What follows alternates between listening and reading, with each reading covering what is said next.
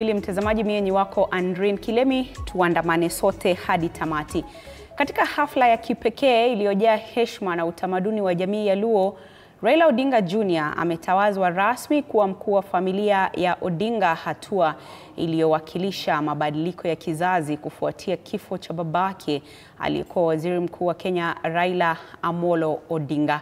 Shughuli hiyo ilifanyika nyumbani kwa familia ya Odinga huko Bondo, chini ya kivuli cha Nyasi Mara Sidho, eneo takatifu la kifamilia. Wazee wa ukoo, viongozi wa kisiasa na wahifadhi wa tamaduni walihudhuria wakishuhudia mfululizo wa ibada za kitamaduni na matambiko. Hafla hiyo ilianza kwa kunyoa nywele za Raila Jr., ishara ya kuachana na yaliyopita na vilevile kujiandaa kwa majukumu mapya. Baadaye alikabidhiwa mkuki na ngao, alama za uongozi, ulinzi na mamlaka, na kuvalishwa ragila, vazi la ngozi linalovaliwa na mashujaa wa Luo wakati wa mabadiliko ya maisha.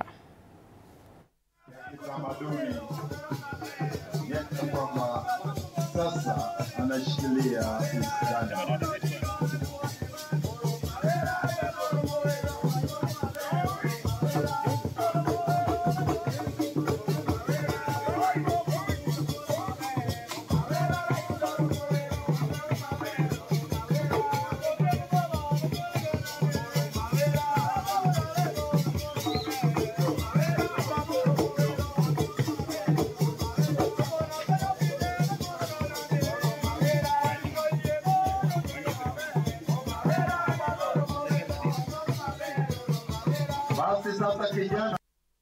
Na tume ya kupambana na ufisadi